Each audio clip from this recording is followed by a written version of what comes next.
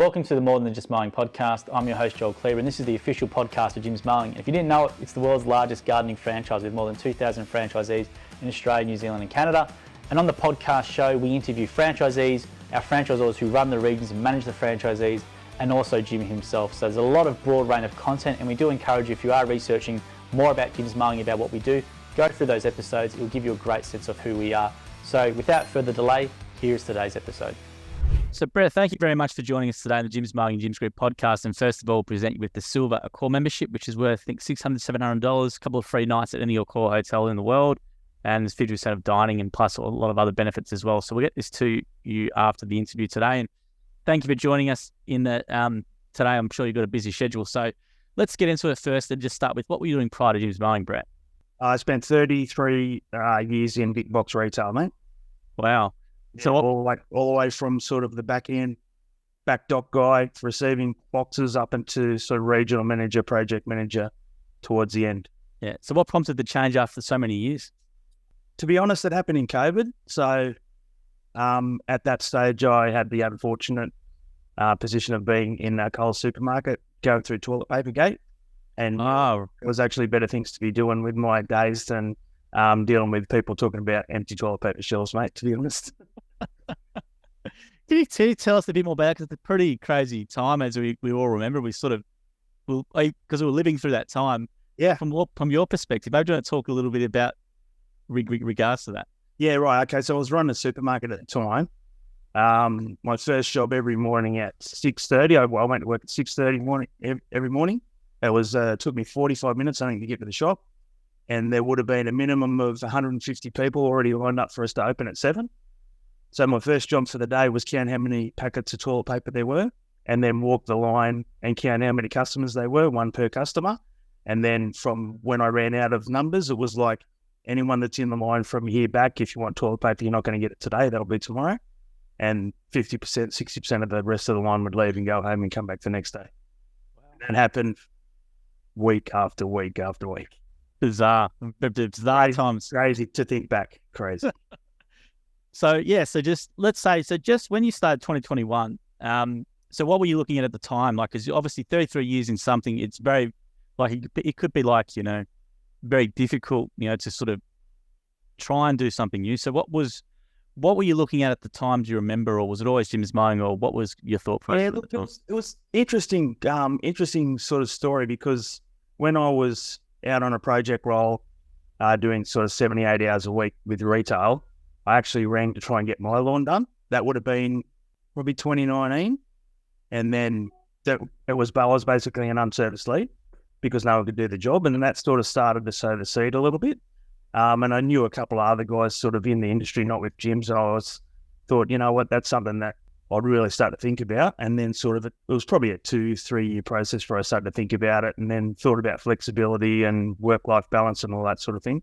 And that was the big seller. Obviously, you can set your own race, and you got one boss, and the boss is pretty good to you, to your own boss, as you know. So it's pretty good. Yeah, it was like I spent a lot of years dealing with a lot of people with a lot of problems, like us teams of up to 150, 160 people, and it just entailed your whole day, and like you end up in a world of problems that sort of grate on you a little bit. And yeah, there's much less problems when you're dealing with people who you work for. Yeah, I've been talking to a few people similar to yourself with backgrounds where they might have a 20-year or 30-year career, and it's sort of almost it's like, because you're such good employees, or you do such a good job and you treat it like yourselves. It's always hard to pull yourself from, but then when you pull yourself from it and you do your own business, you absolutely fly, which is what you've been doing, because you've got a perfect star rating. I had a look since you started, so you haven't had one complaint or anything, which is fantastic. So yeah, I'm pretty proud of that. Yeah, no, it's great. But do you want to talk about, did you do the training in Melbourne, or was it online during that time? No, I had to do the online training because it was all knocked off because of COVID. Yeah. So it was like all via video sessions and all that sort of stuff. But and to be honest, that's a format I was really used to. I delivered those and through my past, so I was actually pretty au fait, and it was actually, the training was really good. Like, it was unfortunate to obviously miss out on a group of new franchisees to have a chat to and how they were feeling. But yeah, no, the training was still good. I'm glad to hear that, Brett, because when we did comparisons between people who did the training in person and online, the online people, because some people would just switch off, or wouldn't wouldn't watch it properly, their complaints level was a lot higher than the people who did it in person. So to have yourself, that's interesting. have yourself who's got a perfect star rating from doing the online training. It's fantastic to hear, and Jim will be wrapped with that because as soon as we could get it back in person, Jim cut the online training straight away because of the complaints. I can imagine.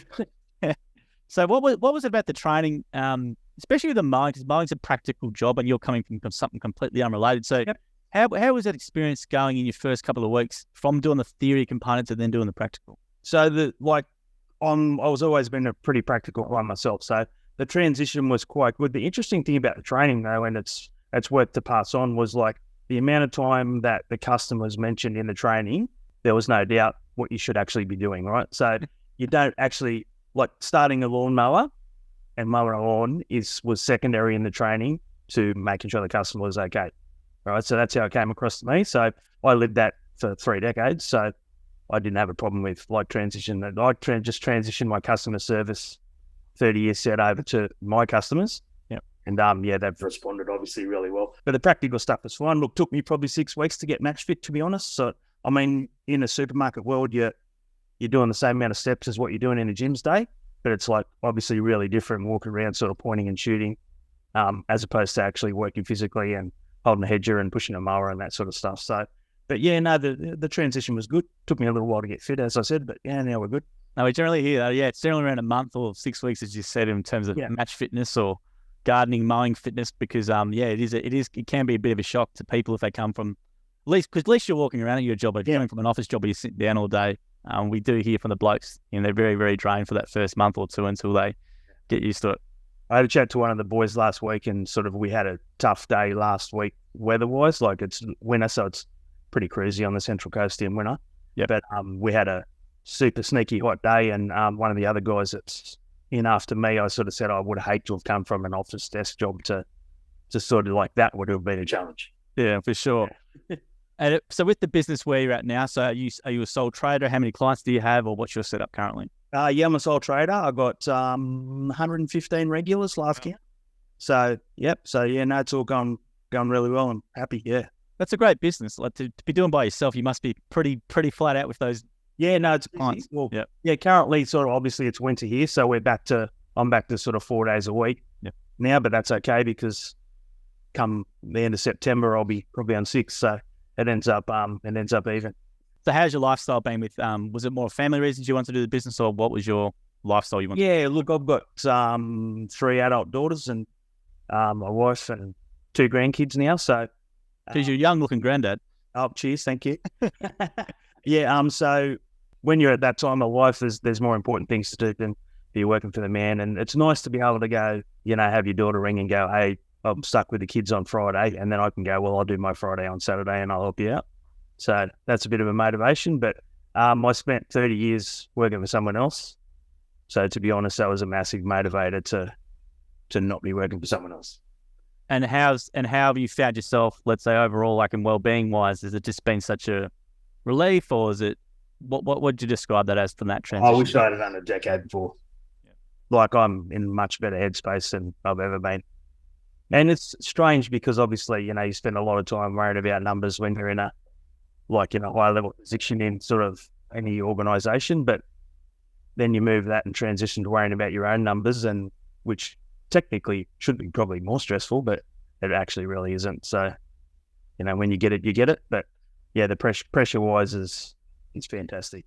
Do you think a bit, because I hear this a lot, like, people say I should have done it years ago. What do you think's the reason why people don't? Is it because it's a fear, or is people just have misconception about maybe doing a franchise, or what do you think stops people? Is it just sort of one of those things where you get into a routine, you got a bit golden handcuffs on, and it's a bit hard to pull yourself in at all? What is it from your perspective? When you sort of, so I spent probably 28 years in one organisation, and every year you go to the rah meeting where they pump up everyone's tyres and all that sort of stuff. So much so with our Sydney head office, we'd go into the meeting and the local cookie man who was running his own business would say, "Oh, you're all back for re-education school, are you, this week?" And it actually gets a little bit like that. You sort of, and I've got guys still in the industry now who I talk to. A couple I've got out. One I've got into a gyms franchise, which is great. And you actually you get not scared. I don't think scared's the right word, but I think you don't trust your skill set, even though your skill set's amazing.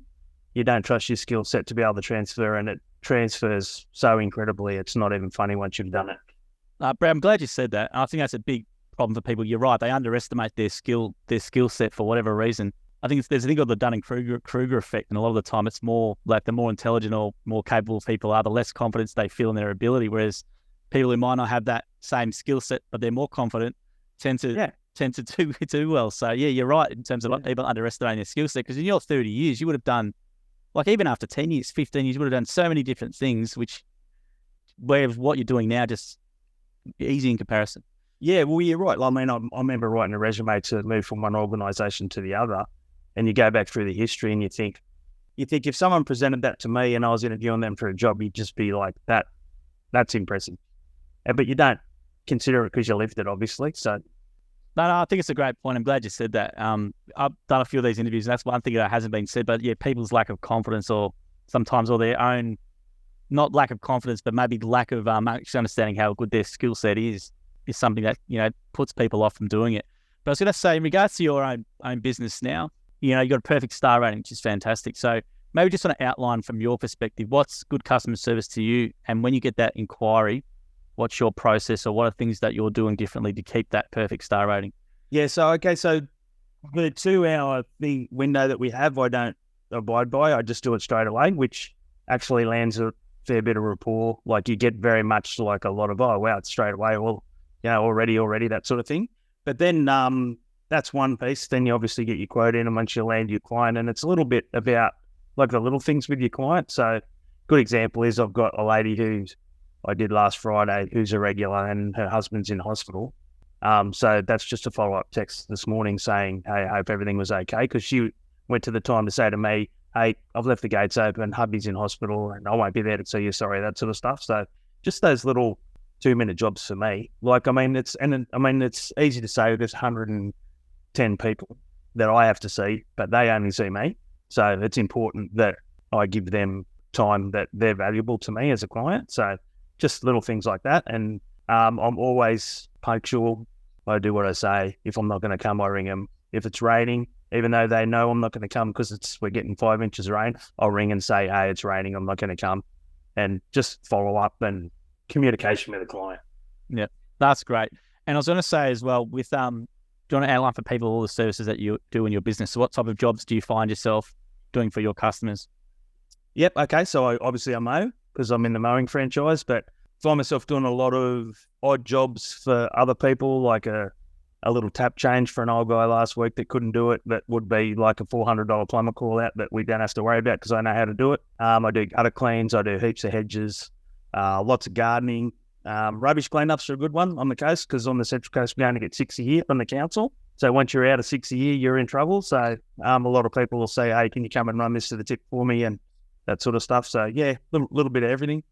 I've got a rapport with the local tree guy who, if something's too big for me, it goes to him. And, a couple of local sparkies that I know can help because obviously there's things that you can't do as a mower/handy guy that require a license. But yeah, I've got a network of guys that I can send to people if they ask as well. Yeah, I think people need to understand, even though it's called Jim's Mowing, as you said, there's so many things you can do. You're changing taps for people, you're doing some odd jobs. The rubbish removal is a big one as well. I know a lot of franchisees love doing that, but it's a great thing. Rather than skipping on your front of your house for 3 or 4 days, you guys can just come around and actually move it for them and put it in there, and away you go.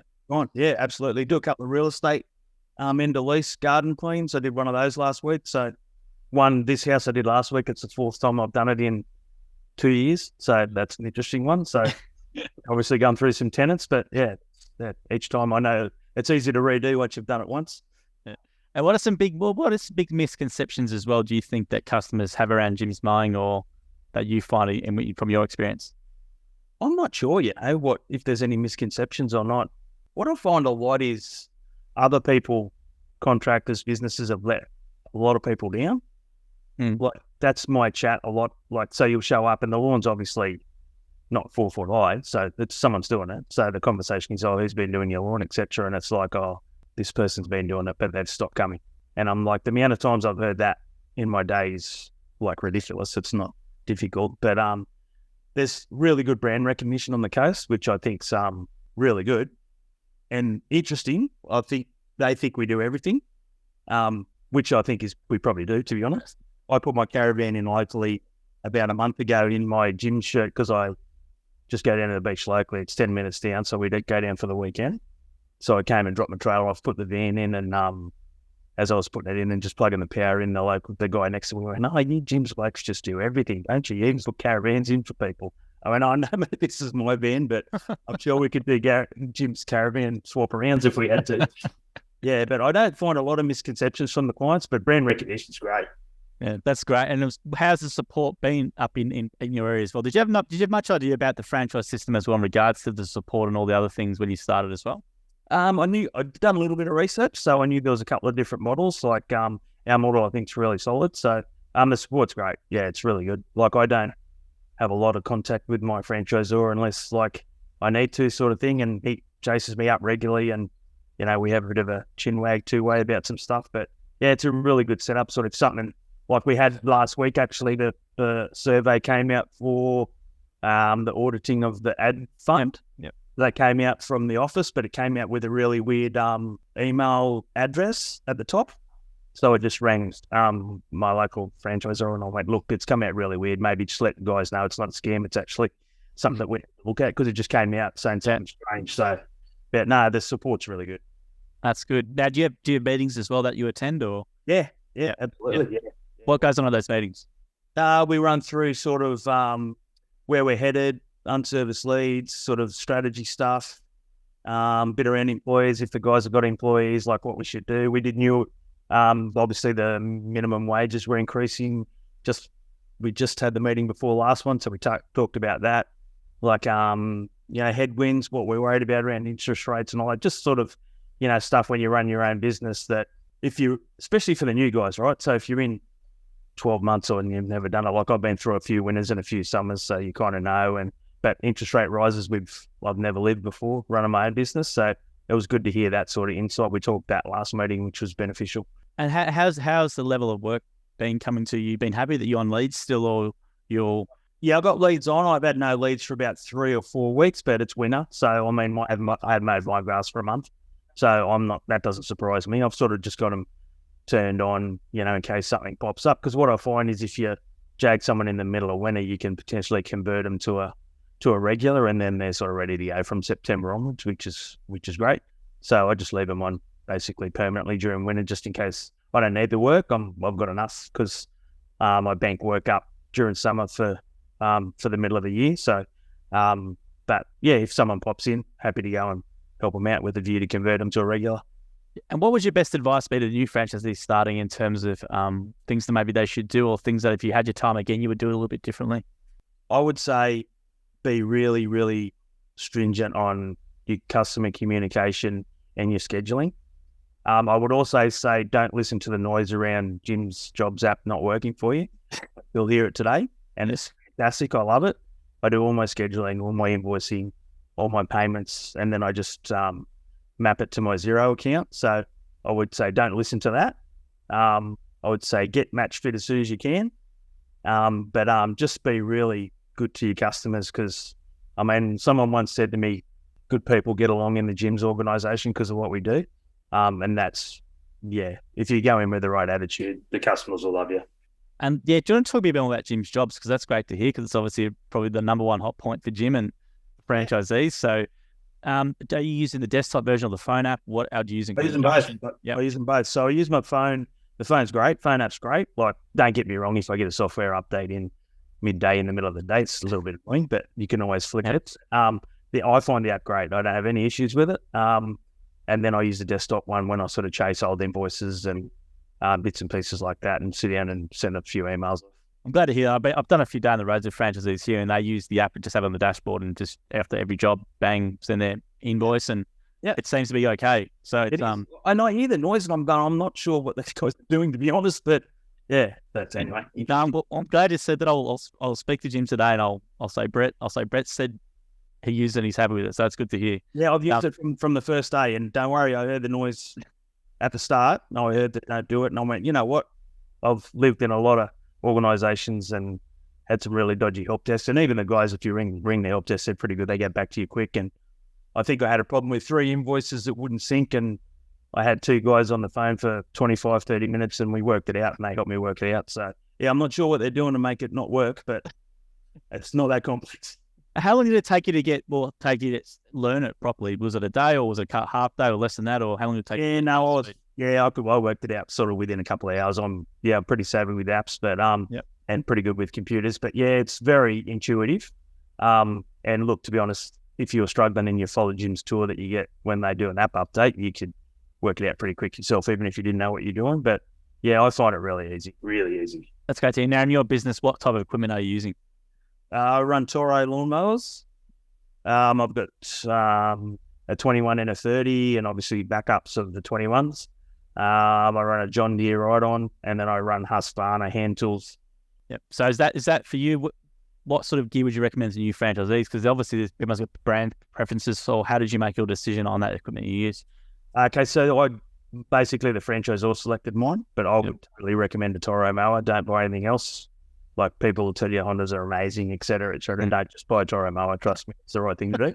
I love my Husky stuff. Yeah. Some of the other boys have gone to Shindira, I think, since I jumped in, and they like it as well. I've only ever used Husky stuff since I started, and I don't have a drama with it, so I don't have any reason to change. So I'm happy with both. But my recommendation would be don't let anyone talk you out of Toros. No, there we go. We had parts issues during COVID, but the world had parts issues. But that's all sorted now. Now, in your business, do you do any like email marketing, or how do you do your upselling, or how do you get those extras from customers? So this is a really interesting story. So in my first week, I went and bought a map of my territory, which is Budgie. Got a black texter and marked out everything, and thought I spent probably 4 hours. Went to the post office, got to all this stuff, stapled all my leaflets together, and I think I've done one leaflet drop in my life, and everything else has just happened organically through the leads. And then I've got 12 houses in the street. Really? By people just wandering over. Hey, why have you been doing this? And what you hear is, oh, you come here every fortnight, and I see you on the same day every fortnight. Yeah, that's right. I'm here Thursdays and Fridays. And he went, oh, you want to come over and look at my lawn? And then the neighbour will like, oh, do you want to come over and look at my lawn? So, yeah, it's good. It's all happened organically for me. I haven't had to market or anything. That's great. Well, that's great to hear. And that's really good to hear. And obviously you do a great job. So with quality, like in the early days, was it something where you just took a bit longer to get it right, or how do you maintain such good quality in your business? Because you're getting through a lot of jobs. You got a pretty big regular customer base. So how do you maintain that quality with doing so much work? Yeah.